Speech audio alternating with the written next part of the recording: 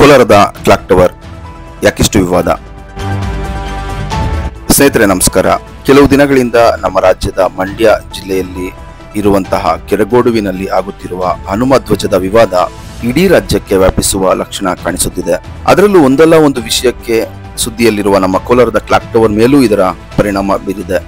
ಅಷ್ಟಕ್ಕೂ ನಮ್ಮ ಕೋಲಾರದ ಕ್ಲಾಕ್ ಟವರ್ ವಿವಾದವೇನು? ಕ್ಲಾಕ್ ಟವರ್ ಯಾರದ್ದು? ಅದನ್ನು ಕಟ್ಟಿಸಿದ್ದು ಯಾರು? ಇದೆಲ್ಲದರ ಬಗ್ಗೆ ತಿಳಿದುಕೊಳ್ಳೋಣ. ಕ್ಲಾಕ್ ಟವರ್ ನಮ್ಮ ಕೋಲಾರ ನಗರದ ಹೃದಯ ಭಾಗದಲ್ಲಿರುವ ಒಂದು ಆಕರ್ಷಣೀಯ ಗೋಪುರ. ಈ ಗೋಪುರವನ್ನ 1948ರಲ್ಲಿ ಆಗಿನ ಕೋಲಾರದ ಶ್ರೀಮಂತ ವ್ಯಕ್ತಿಗಳಲ್ಲಿ ಒಬ್ಬರಾಗಿದ್ದ ಉದ್ಯಮಿ ಮೊಹಮ್ಮದ್ ಮುಸ್ತಫಾರ್ ಅವರು ನಿರ್ಮಾಣ ಮಾಡಿಸಿದ್ದಾರೆ. ತದನಂತರದ ಕಾಲದಲ್ಲಿ ಈ ಗೋಪುರ ನಗರಸಭೆಯ ವ್ಯಾಪ್ತಿಗೆ ಒಳಪಟ್ಟು ಸಾರ್ವಜನಿಕ ಆಸ್ತಿಯಾಯಿತು. ಈ ಕ್ಲಾಕ್ ಟವರ್ ಸಾರ್ವಜನಿಕ ಪ್ರದೇಶದಲ್ಲಿದ್ದರೂ ನಗರಸಭೆಗೆ ಸೇರಿದ್ದರೂ ಒಂದು ಧರ್ಮಕ್ಕೆ ಸೇರಿದ ಧ್ವಜ ಈ ಟವರ್ನ ಮೇಲೆ ಹಾರಾಡುತ್ತಿದ್ದುದು ಹಾಗೂ ಹಸಿರು ಬಣ್ಣದಿಂದ ಕೂಡಿದ್ದುದು ಸ್ಥಳೀಯರಿಗೆ ಇಷ್ಟವಿರಲಿಲ್ಲ. ಕೋಲಾರದ ಸಂಸದರಾದ ಮುನ್ಸ್ವಾಮಿರವರು ಸಹ ಇದರ ವಿರುದ್ಧ ಧ್ವನಿ ಎತ್ತಿ ಈ ಕ್ಲಾಕ್ ಟವರ್ ಮೇಲೆ ರಾಷ್ಟ್ರಧ್ವಜ ಹಾರಾಡಬೇಕು, ಇಲ್ಲವಾದರೆ ಒಬ್ಬರೇ ಆ ಸ್ಥಳದಲ್ಲಿ ಕುಳಿತು ಪ್ರತಿಭಟನೆ ಮಾಡುವುದಾಗಿಯೂ ಜಿಲ್ಲಾಡಳಿತಕ್ಕೆ ಎಚ್ಚರಿಸಿದ್ದರು.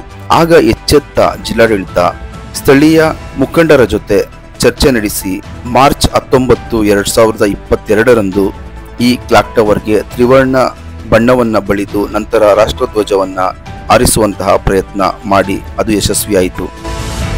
ಆಗಿನ ಕೋಲಾರದ ಪೊಲೀಸ್ ವರಿಷ್ಠಾಧಿಕಾರಿಗಳಾಗಿದ್ದ ದೇವರಾಜ್ ಸರ್ ಅವರು ತುಂಬಾ ಅದ್ಭುತವಾಗಿ ಈ ಕೆಲಸ ನಡೆಯುತ್ತಿದ್ದ ಸ್ಥಳದಲ್ಲೇ ಇದ್ದು ಇದರ ಯಶಸ್ಸಿಗೆ ಪ್ರಮುಖ ಕಾರಣಕರ್ತರಾದರು.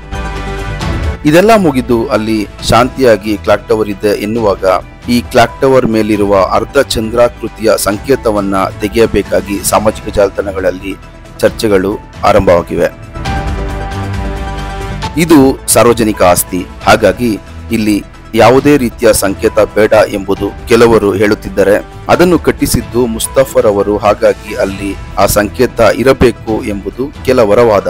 ಕೋಲಾರದ ಜಿಲ್ಲಾಡಳಿತ ಸಹ ಇದರ ಬಗ್ಗೆ ಸೂಕ್ಷ್ಮವಾಗಿ ಚರ್ಚೆ ನಡೆಸಿದ್ದು ಅವರ ತೀರ್ಮಾನ ಏನು ಎಂಬುದು ಸಾರ್ವಜನಿಕರಲ್ಲಿ ಕುತೂಹಲಕ್ಕೆ ಕಾರಣವಾಗಿದೆ. ನಮ್ಮ ಜಿಲ್ಲೆ, ನಮ್ಮ ರಾಜ್ಯ, ನಮ್ಮ ದೇಶದ ಒಳಿತಿಗಾಗಿ ನಮ್ಮ ಜಿಲ್ಲೆಯ ಜನರು ಎಂದಿಗೂ ಸಹಕರಿಸುತ್ತಾರೆ. ಅದೇನೇ ಸಮಸ್ಯೆ ಇರಲಿ ಮಾತುಕತೆಯ ಮುಖಾಂತರ ಬಗೆಹರಿಯುತ್ತದೆ ಎಂಬ ನಂಬಿಕೆ ನಮ್ಮದು. ಈ ರೀತಿಯ ಹಲವಾರು ವಿಷಯಗಳ ಬಗ್ಗೆ ಯೋಚಿಸುವ ಎಲ್ಲಾ ವರ್ಗದ ನಾವು ಯಾಕೆ ಅಭಿವೃದ್ಧಿಯ ಕಡೆಗೆ ಗಮನ ಹರಿಸ್ತಾ ಇಲ್ಲ, ಯಾವ ಕ್ಷೇತ್ರದಲ್ಲಿ ಎಷ್ಟು ಕೆಲಸ ಆಗಿದೆ ಅಂತ ಅದ್ರ ಬಗ್ಗೆ ಯಾಕೆ ಮಾತಾಡಲ್ಲ? ನಿಜ ಅಲ್ವಾ ಸ್ನೇಹಿತರೆ? ಇದರ ಬಗ್ಗೆ ನಿಮ್ಮ ಅಭಿಪ್ರಾಯವನ್ನ ಕಮೆಂಟ್ ಮಾಡಿ ತಿಳಿಸಿ ಸ್ನೇಹಿತರೆ. ಈ ರೀತಿಯ ಮತ್ತಷ್ಟು ಮಾಹಿತಿಗಾಗಿ K07 ಯೂಟ್ಯೂಬ್ ಚಾನಲ್ಗೆ ಸಬ್ಸ್ಕ್ರೈಬ್ ಆಗಿ ಬೆಲ್ ಐಕಾನ್ ಅನ್ನ ಕ್ಲಿಕ್ ಮಾಡಿ ದಯವಿಟ್ಟು ಸಪೋರ್ಟ್ ಮಾಡಿ ಸ್ನೇಹಿತರೆ. ನಮ್ಮ ಕೋಲಾರ ಜಿಲ್ಲೆ ನಮ್ಮ ಹೆಮ್ಮೆ. ಧನ್ಯವಾದಗಳು.